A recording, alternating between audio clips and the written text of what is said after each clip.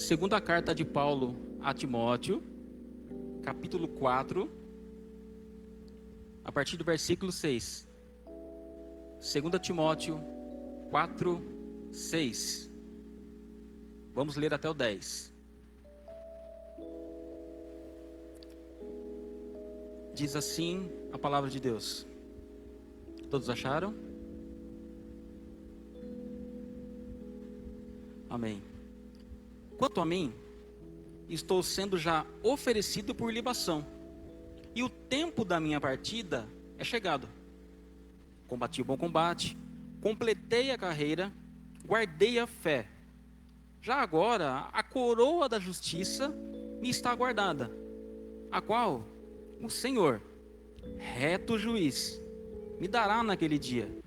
E não somente a mim, mas também a todos quantos amam a sua vinda.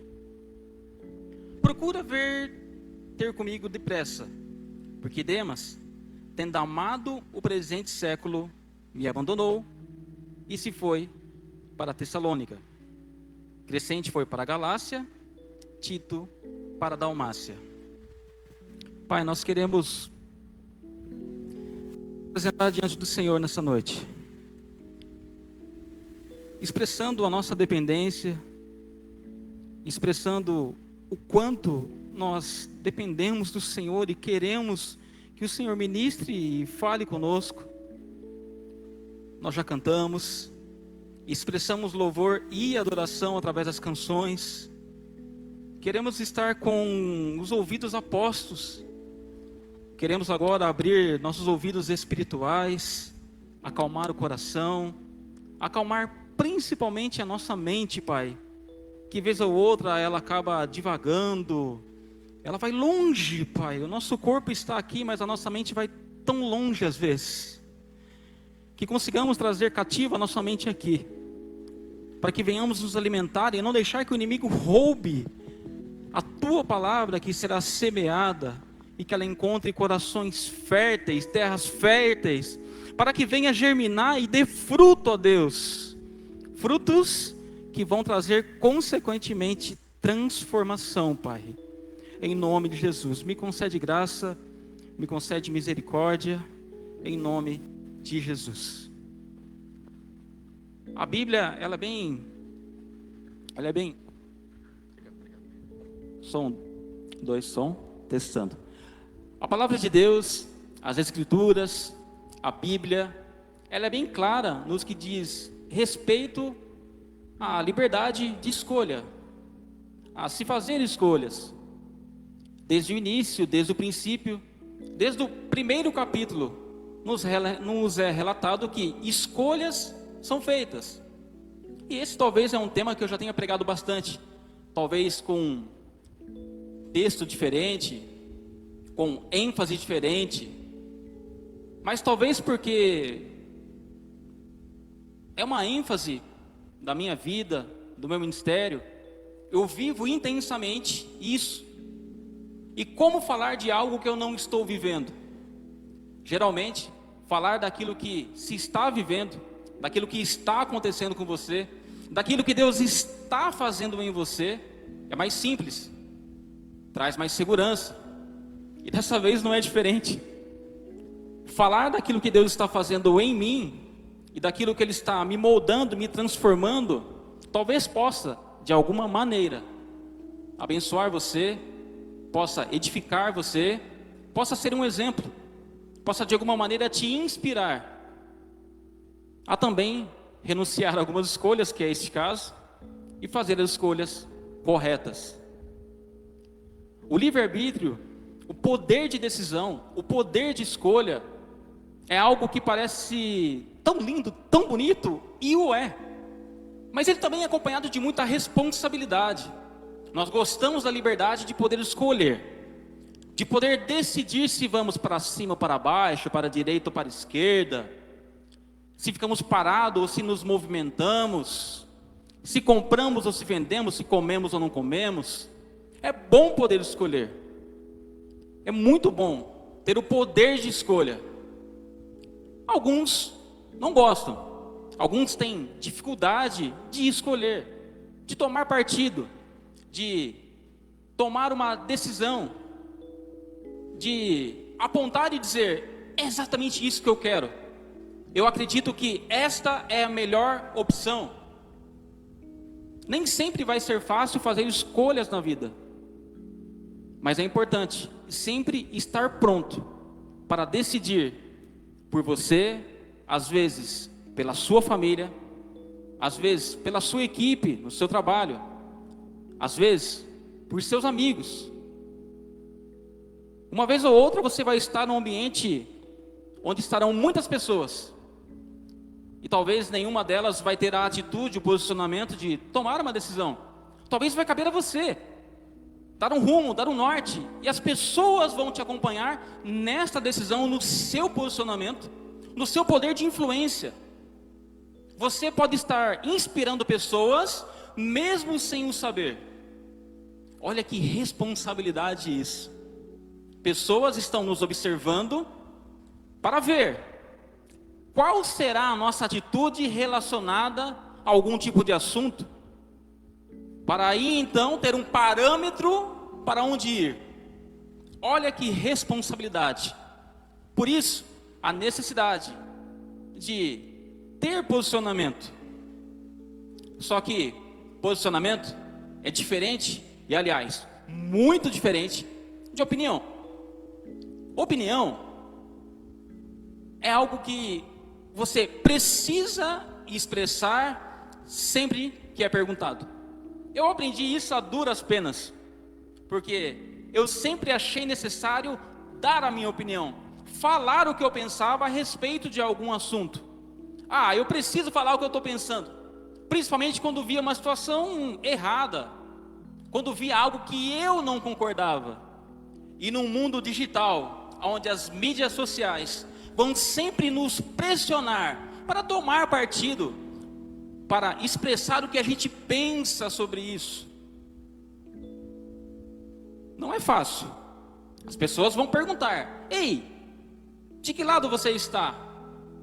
Ou você vai se deparar com uma situação que todos estão dando a opinião, que é diferente de posicionamento. Se posicionar vem daqui de dentro. É um sentimento gerado aonde eu sei da urgência de tomar uma decisão. Opinião muitas vezes é baseada em achismo, é baseada em uma evidência não muito clara, não muito concreta, com pouco conhecimento de causa. O posicionamento, ele exige que você conheça a causa, que você saiba verdadeiramente o que está acontecendo, analise, venha ponderar os dois lados. Qual é o melhor? O que fazer? E principalmente, perguntar ao Senhor da sua história e da sua vida. Deus, o Senhor Jesus, Espírito Santo, qual é a decisão, qual é o posicionamento que eu devo tomar? Isso é muito diferente de opinião. Opinião é algo subjetivo, secundário. Opinião nem sempre precisa, tem a necessidade de ser expressada. Mas o posicionamento, escolher a que Deus você serve, escolher que tipo de cristão, que tipo de cidadão, que tipo de esposo, de esposa, de marido, de filho você quer ser, que tipo de colaborador, de patrão, que tipo de ser humano nós queremos ser. Isso é um posicionamento. Isso é se posicionar. São coisas muito importantes que dizem respeito a nós e àqueles que estão à nossa volta. Se isso faz sentido para você, levante a sua mão. Faz sentido? Você está entendendo? A gente está chegando numa compreensão, porque a gente tem, nesse texto aqui, a gente já vai falar sobre dois personagens que fizeram escolhas totalmente distintas. Um foi para um lado e outro para o outro lado muito oposto. Se posicionar, ter identidade, dizer quem você é através da posição é muito importante.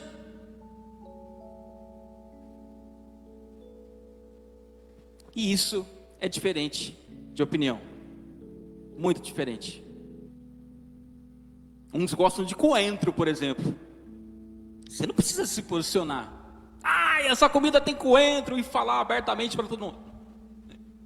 Eu não vou pedir para levantar a mão quem não gosta de coentro. Está tudo bem o coentro, está tudo bem não gostar do tempero, está tudo bem não gostar de uma cor, está tudo bem. Coisas simples da vida, coisas que não vão fazer diferença nenhuma. Não concordar com o time do outro, não concordar com a linha teológica do outro. Porque às vezes nós temos algumas linhas teológicas diferentes, que o nosso irmão, e eu já fui muito assim, ele não se contenta apenas de ver em você um convertido ao Evangelho, mas ele quer converter você à linha teológica dele, a maneira como ele crê. E vai todo mundo morar no mesmo céu? Se Jesus vai vir antes, no meio ou depois da tribulação, isso é secundário, subjetivo, porque o fato é que ele vai voltar. E nós estamos esperando ele, vivendo em santidade, porque sem santidade ninguém verá a Deus. Lutando ferozmente contra nós mesmos, nossa carne, procurando viver em santidade. Então, se ele vem antes, durante ou após a tribulação, isso não vai fazer muita diferença, talvez. Ser encontrado, justificado por ele, não negar a Jesus, se posicionar, não negando a Jesus, não se envergonhando dele, é o mais importante. Se o arrebatamento vai ser visível ou invisível, eu acredito que não faz tanta diferença assim, na maneira como nós vamos viver a nossa vida cristã nessa terra, até que o arrebatamento aconteça. Por exemplo, se você é calvinista, arminiano, você não precisa tomar um lado. Estou dando alguns exemplos práticos de linhas teológicas que você não precisa. Se alguém chegar para você assim, o que você é? Você é calvinista, você é arminiano, você crê que Jesus vai voltar antes ou depois? Olha, eu creio que ele vai voltar. Eu sou filho de Deus, eu não sou nem calvinista, não sou arminiano, mas tudo bem se você tiver um posicionamento também, não tem problema nenhum. Mas o problema está em tentar me convencer a ser um lado ou a ser o outro. Esse tipo de posicionamento, ele não é uma obrigatoriedade. E nós vemos hoje muito mais o cristão, o evangélico, ele se posicionando por temas que geram mais debates e discussões. Como Paulo disse, foge desse tipo de discussão. Genealogias e genealogias e genealogias, não, foge disso. O que vai edificar, tentar converter o outro à minha visão, que é secundária e subjetiva, quando na verdade outros posicionamentos mais importantes, que o Evangelho ele vai me orientar e vai exigir de mim, me posicionar, às vezes nós não estamos atentos, ou não é aquilo que vai agradar os nossos ouvidos, porque nos confronta. O Evangelho, ele vai confrontar a natureza humana e exigir de nós que haja um posicionamento firme. Então, pelo que a gente deve se posicionar? Primeiro, devemos nos posicionar contra o pecado. O texto que nós lemos fala de um homem que é o personagem principal depois do Senhor Jesus no Novo Testamento. O nome dele é o apóstolo Paulo, aquele que perseguia cristãos, aquele que tinha a carta nas mãos dos líderes religiosos. Ele tinha uma chancela, ele tinha o direito, ele estava autorizado para perseguir, prender, julgar e matar cristãos. Era alguém que tinha autoridade, que tinha respeito na sociedade judaica. Mas este é alguém que fazia tudo com muito zelo, que fazia tudo com muito apreço, com muita piedade, acreditava sinceramente estar servindo a Deus, mas era o algoz daqueles que professavam a fé em Jesus. Ele persegue cristãos, mas a grande maioria, ou todos nós, conhecemos o desfecho dessa história. Ele tem um encontro com Jesus. Ele vê e escuta o Senhor Jesus, ou pelo menos escuta. A Bíblia não é clara sobre ver Jesus, mas ele ouve Jesus. Ele escuta a voz de Jesus. E ele tem um encontro. real, verdadeiro. Ele nasce de novo.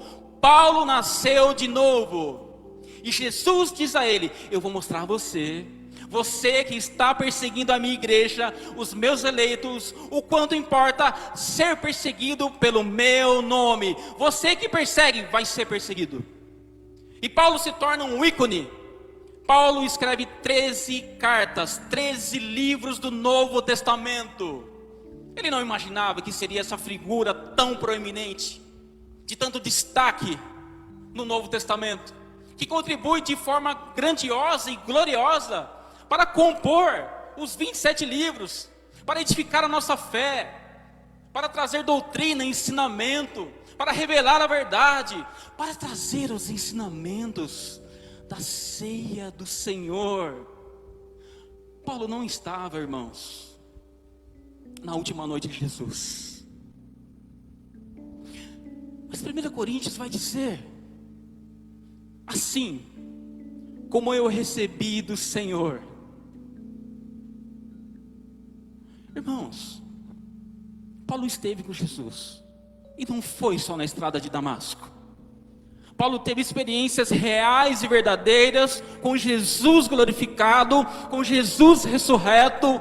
Paulo, no corpo ou fora do corpo, nem ele mesmo soube dizer, mas ele esteve com Jesus, porque Paulo tomou uma decisão, ele se posicionou: eu estava indo pelo caminho errado, eu conhecia a verdade, então é por aqui que eu vou, e não importa o preço que eu tenha que pagar, eu estarei com Jesus. Ele vai falar isso. Quanto a mim, no fim da sua vida, versículo 6: estou sendo já oferecido por libação. Libação era o sacrifício de derramamento de líquido, onde se derramava líquidos preciosos. Ou seja, o meu sangue também vai ser derramado. Eu sei que a morte está chegando, o tempo da minha partida é chegado. Aí vem um versículo clássico, uma fala que é notória, conhecida de Paulo: eu combati o bom combate, eu completei a carreira e guardei a fé. Irmãos, esse homem, ele não teve pompas de luxo, ele não foi honrado publicamente como muitos da sua época, ainda que respeitado e temido. Mas ele não teve as honras e as glórias que hoje nós vemos, e é muito comum a líderes religiosos que não chegam nem sequer no calcanhar, na sola do pé de quem foi o apóstolo Paulo, descido no cesto depois de ser espancado pelos muros altíssimos da cidade, e ainda assim ele volta e adentra aquela cidade para continuar pregando o evangelho do reino, açoitado, e continua também cantando na prisão, as costas marcadas. Irmãos, o apóstolo Paulo não é qualquer um. Que intensidade de vida, com que vida intensa ele vive. Quantas vezes ele teve vontade de desistir, vontade de falar: não, eu não aguento mais, tira, Jesus, esse espinho da minha carne. Por 3 vezes ele pede, e o Senhor: não, a minha graça, somente a minha graça, ela basta para você. Paulo passou poucas e boas, irmãos, açoitado, espancado, humilhado. A igreja que ele ajuda a fundar, a igreja que ele ama, intercede e coloca os joelhos no chão, como eu preguei da última vez. A igreja de Corinto não está valorizando ele, pelo contrário, está dizendo que ele é um falso apóstolo, e está valorizando e colocando numa posição de destaque e de honra aqueles que verdadeiramente são os falsos. Injustiça, ingratidão, ele vive tudo isso. Se ele não tivesse guardado a fé, vamos começar ao contrário, o versículo: ele não tinha de maneira nenhuma completado a carreira e nem combatido o bom combate. A fé dele estava fundamentada na rocha eterna, no Senhor Jesus, na pedra de esquina que os construtores rejeitaram, que veio a ser a pedra principal. Ela é o Senhor Jesus. Ele não edificou a casa dele sobre areia, ele edificou como prudente construtor. A fé dele estava firmada sobre a rocha, sobre o Senhor Jesus. Ele sabia em quem ele cria, ele não tinha dúvidas. Ele se posicionou em todos os momentos, e ele ainda repreendeu aquele que foi incoerente, que era de ânimo dobre. Pedro, você conhece essa história? Paulo chega e pega Pedro no flagrante, sentado junto com os judeus da circuncisão. Na hora que Paulo chega, Pedro sai rapidinho de perto dos judeus, deixa eu vir para o lado das não circuncisão. Paulo chegou, Paulo repreende a Pedro. Pedro não se posicionou. Que feio, Pedro. Você precisa ter identidade. Você precisa se posicionar. Você precisa saber quem que você é. Porque às vezes as pessoas estão olhando para você, e estão olhando para mim, e estão olhando para o cristão, e estão vendo ele no momento que é conveniente, ou de certa maneira traz algum benefício, ele está do lado A.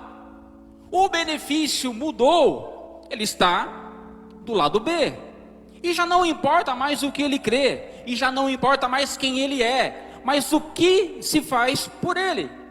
O que de benefício vai ter em troca? Ou o que vão pensar de mim se eu me posicionar? O caso de Pedro nem era tão grave, porque Pedro é filho de Deus, ele é templo do Espírito Santo. Ele está do lado de uma linha teológica ali. Precisa circuncidar? Não precisa? Não, não precisa. Mas se quer circuncidar, não tem problema, só não obrigue o outro a se circuncidar. Não tem problema nenhum. Agora, se posicionar veementemente, de maneira incisiva, ser firme contra o pecado, talvez seja uma das principais funções e atribuições de todo cristão. E não tem como fazer isso, irmãos. Não tem como nós nos posicionarmos contra o pecado se ainda estivermos vivendo na prática consciente do pecado. Uma vez que nos arrependemos, como foi pregado domingo, há o arrependimento genuíno, nascemos de novo, entendemos nossa condição de pecador, e a partir de agora, eu preciso me posicionar contra o pecado. E se posicionar contra o pecado pode custar muita coisa para você, mas pode ter certeza que não vai custar a tua salvação, a tua reputação. Não vai custar. Se posicionar contra o pecado pode custar até amizades, pode custar um emprego, pode custar algumas regalias, alguns padrões, pode custar riquezas, dinheiro, pode custar prazeres, pode custar muita coisa. Só não pode custar a tua salvação, os teus valores éticos e morais, que são segundo as Escrituras. Se posicionar contra o pecado é o mínimo que se espera de nós quando nós nascemos de novo, que é bem diferente de se posicionar contra a pessoa que peca. Se posicionar contra o pecador é diferente de se posicionar contra o pecado. Talvez você já ouviu essa máxima, essa frase muito comum, de que Deus, Ele ama o pecador, e Ele abomina o pecado. Isso é uma verdade.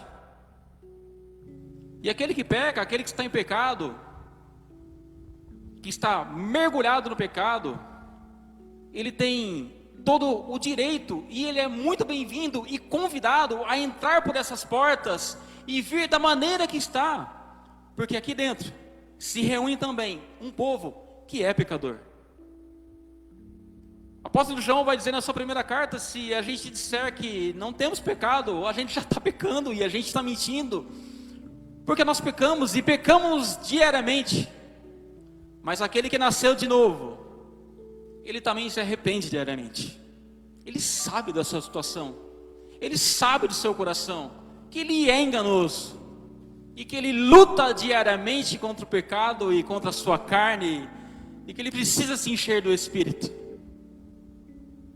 E é sabendo dessa condição de pecador, olhando para o próximo, que mesmo que esteja no pior estágio, é amá-lo, olhar para ele com compaixão, com misericórdia, mas quando necessário, se posicionar contra o pecado.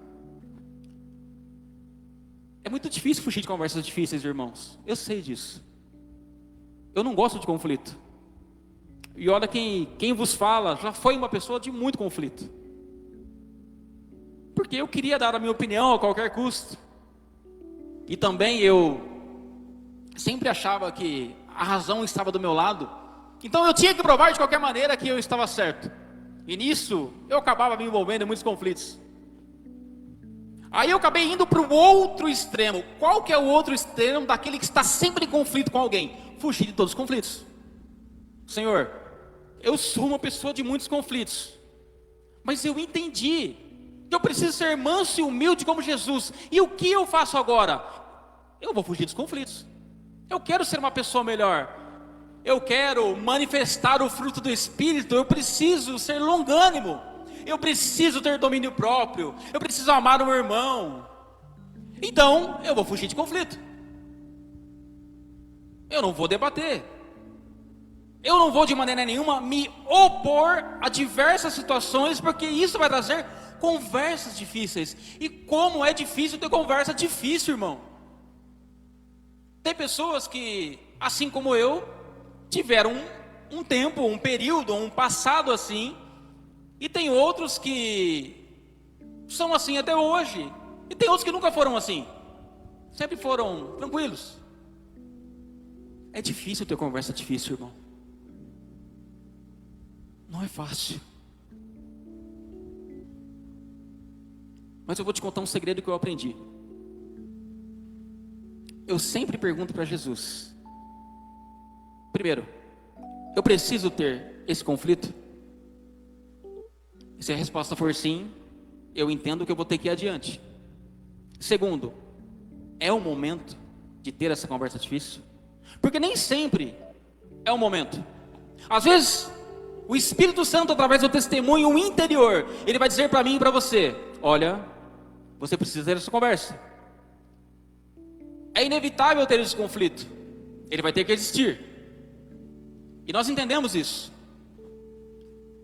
Mas nem sempre é o momento certo. Às vezes está aquele turbilhão, a poeira está muito alta, ninguém está vendo nada, e o perigo da gente se machucar é muito grande. E ter conversa difícil não significa que tem que ser aquela hora. Talvez quando a poeira baixa, você consegue enxergar o outro e ver nitidamente. Fica mais fácil, por mais difícil que seja.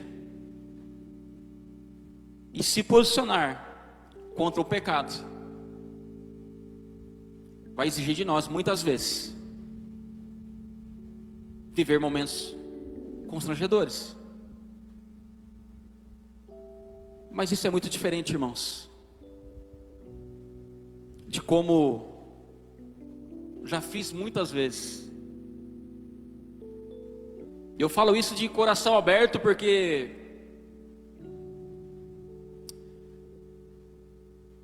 é tão bom poder olhar para a vida cristã, olhar para meu irmão, olhar para o meu próximo e ver que eu sou tão ou mais pecador do que ele, de que nossos pecados às vezes são apenas diferentes. Às vezes a intensidade ou o tipo do pecado é diferente. E por quantas vezes eu fui um analista espiritual, fazendo uma análise da vida do meu irmão, para ver se verdadeiramente a régua, a medida, estava sendo aferida Será que o nível de santidade dele está tudo ok? Se posicionar contra o pecado não é isso. Se posicionar contra o pecado não é analisar se o teu irmão, se o teu próximo está vivendo em santidade ou não, mas é quando você precisa decidir se as suas atitudes vão ferir, vão entristecer o Espírito Santo, o coração de Deus, a moralidade bíblica, a ética cristã, o sermão do monte. É quando você tem que decidir, é quando chega até você a demanda, é não quando o outro está tomando decisões. Cabe a você, diz respeito a mim e a você. É se posicionar quando o pecado bate a minha porta, contra a sua porta, quando a oportunidade, o desejo, a tentação, quando isso bate a nossa porta, esse é o momento da gente dizer não. Sabe aquele dinheiro ilícito? Sabe aquela oportunidade? É nesse momento que nós devemos nos posicionar. Sabe aquela proposta que parece tão boa, tão bonita, aquela caixa de presente que Satanás faz, tão bonito, brilha tanto aquela embalagem, aquele laço grande assim, tão cheio de brilho, só que dentro tem uma armadilha.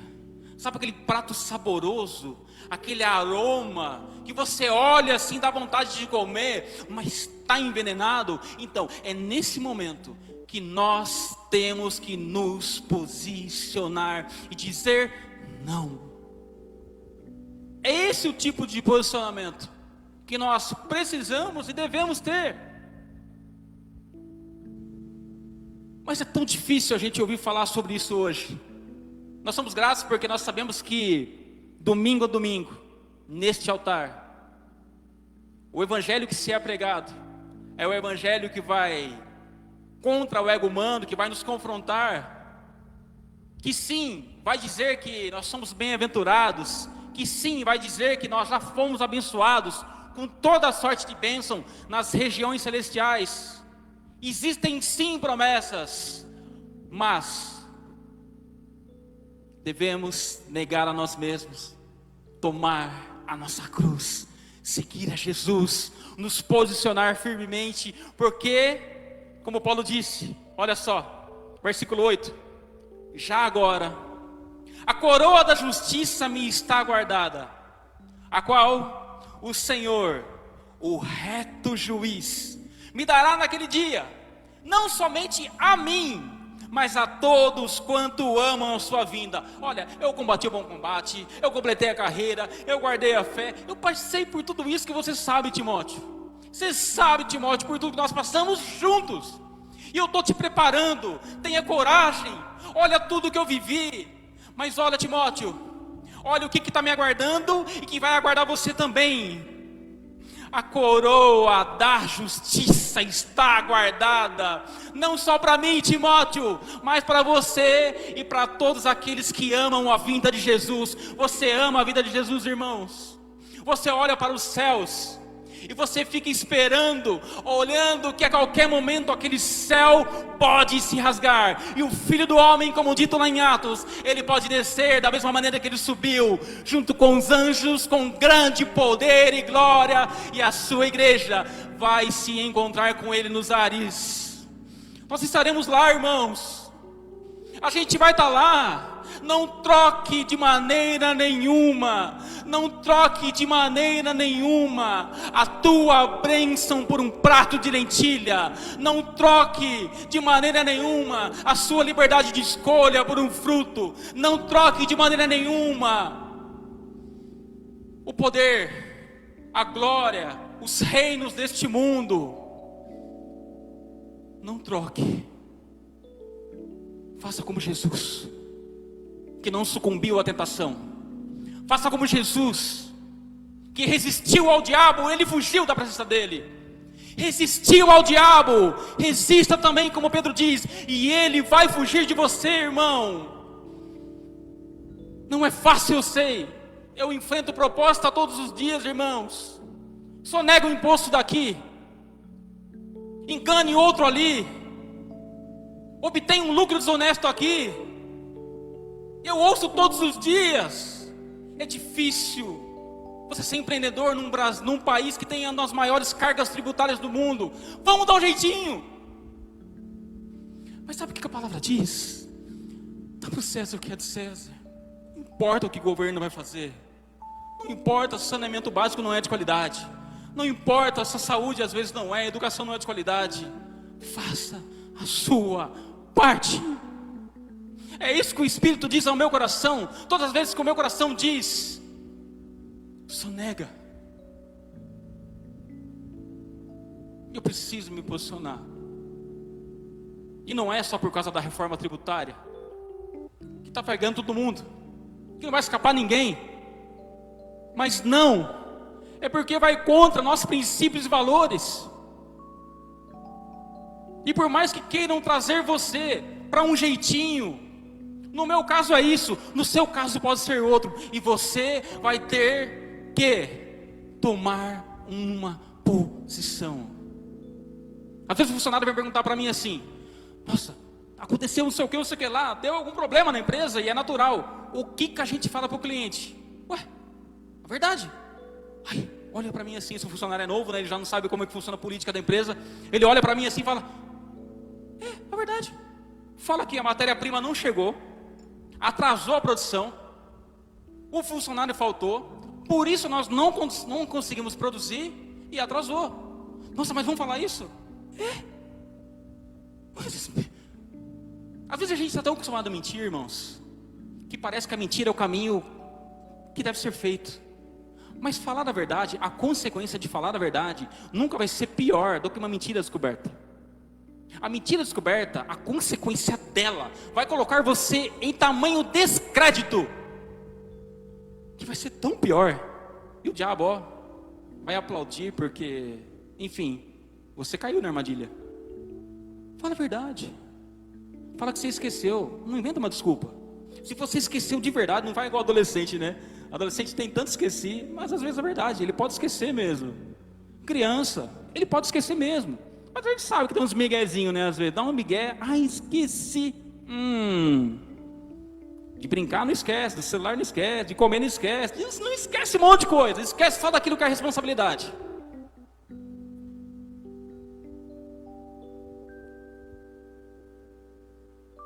A gente precisa se posicionar. Precisa falar a verdade, irmão.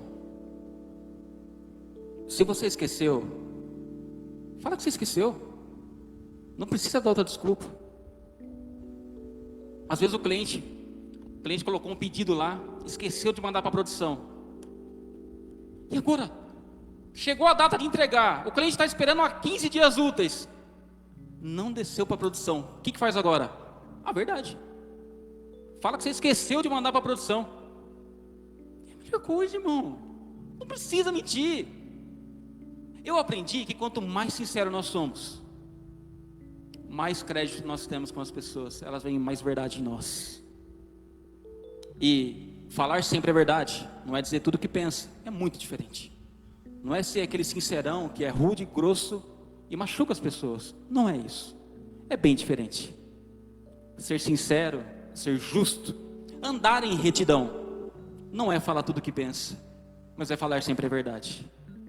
E como é bom falar sempre a verdade. Como é bom se posicionar do lado certo. Por mais que isso doa, o preço é muito alto, irmãos. O julgamento, os apontamentos. Você deve ouvir bastante isso quando você se posiciona. Deixa de ser besta, ser passado para trás. Você está sendo injustiçado, você está sendo injustiçada. Estão enganando você. Olha a ingratidão, porque você decidiu se posicionar naquilo que a Bíblia diz. Porque você não fez como Demas, que no versículo 10 vai dizer: porque Demas, tendo amado o presente século, ele amou este mundo, ele abandonou e se foi para Tessalônica. Irmãos, Demas não era um incrédulo. Demas é citado 2 vezes nas Escrituras. Paulo vai falar: olha a relevância de Demas. a ponto dele ser citado numa epístola. Paulo cita ele em 2 cartas de maneira positiva. E em uma das cartas, Paulo vai chamar Demas cooperador comigo. Ele opera comigo na minha missão de evangelização, do ID, de proclamar o evangelho. Demas é companheiro comigo com Lucas. Ele coloca Demas no mesmo patamar de Timóteo, de Lucas e de Marcos. Demas não é qualquer um. Demas, ele vai desertar, ele desiste, ele vai apostatar da fé, ele abandona o evangelho, ele abandona Paulo, porque ele foi seduzido pelas luzes brilhantes, cintilantes, por aquele presente bonito, com aquele laço, com aquele link, com aquele montante, com aquele cheque, com aquele presente misterioso. R$2 é um presente misterioso. Ai, eu quero um presente misterioso. A gente nem sabe o que tem lá dentro. Eu quero a coroa da justiça. Esse é o presente que eu quero. E eu sei que existe um galardão separado para mim e para você. Eu sei que existe uma pedrinha branca que vai estar escrito um novo nome, que só o Senhor sabe. Esse é o presente que eu espero, esse é o presente que eu almejo. É isso, eu não quero nada que esse presente século me ofereça, seja de bandeja, que pareça bonito. É bom ter conforto, é bom viver bem, mas irmãos, eu não quero ser como Demas, que se posicionou do outro lado, que mudou de posição ao longo do caminho. E a Bíblia vai falar para nós que a gente deve vigiar e cuidar, para também não cair e não olhar para aquele que cai e escolhe o outro caminho, porque isso pode acontecer comigo. E a vigilância é a oração, ela é uma orientação do Evangelho, ser de vigilantes, constantes, sempre abundantes na obra do Senhor, porque eu posso ser seduzido, e eu preciso me aproximar de Jesus, amar Jesus intensamente, para me posicionar do lado certo e correto. Isso vai implicar em muitas renúncias. E aquele que desejar verdadeiramente seguir a Jesus, vai ter que fazer essa escolha. Vai ter que escolher. Não dá para ser como o Tiago disse, homens inconstantes em seus caminhos, de ânimo dobre, que são impelidos pelo vento, assim como uma onda jogada para cá, jogada para lá. Precisa ter um posicionamento. Feche teus olhos, porque a gente não pode ser produto do meio, ser influenciado como um camaleão. Está no ambiente que é verde, fica verde. O ambiente está amarelo, fica amarelo. Quando na verdade deveria ser o contrário. Eu e você temos a liberdade de aprender com outras pessoas. Sim, isso é possível. A graça comum, ela nos possibilita isso. Pessoas podem nos ensinar, pessoas podem contribuir para o nosso desenvolvimento humano, social, profissional. Podemos ouvir conselhos de amigos, parentes. Eu não estou falando para você se isolar do mundo. Não é bem isso. Mas a Bíblia vai nos orientar a sermos sal e a sermos luz. E a gente não pode pegar uma cidade e esconder ela, e nem um candeeiro. A gente não pode pegar um lustre, uma lanterna, um holofote, uma grande luz e esconder ela. Você brilha, meu irmão, e essa luz ela vem de dentro de você, e o mundo precisa ver ela. E para isso você vai ter que fazer escolhas. Eu vou ter que fazer escolhas. Paulo escolheu, isso custou muito para ele, mas ele não desistiu, ele não arredou o pé, pelo contrário, ele combateu o bom combate. Foi uma guerra, ele militou, ele combateu, mas ele completa a carreira, ele guarda a fé, e ele vai ser recompensado por isso. Assim como Paulo, irmãos, nós precisamos entender que a coroa da justiça, ela nos aguarda. E eu quero te encorajar a isso, nessa noite chuvosa, até um pouco melancólica, silenciosa, propícia para a reflexão e introspecção, para que a gente saia daqui pensando nisso, para que nessa noite, para que amanhã durante o dia, essa palavra venha voltar na sua mente, voltar no coração, e você se pegue pensando nisso. Será que eu tenho gastado energia com o posicionamento daquilo que realmente vale a pena?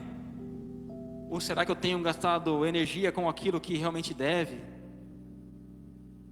Que o Espírito Santo nos ajude a compreender melhor a palavra do Senhor, com inteireza de coração, na sua plenitude, e em nome de Jesus. Amém.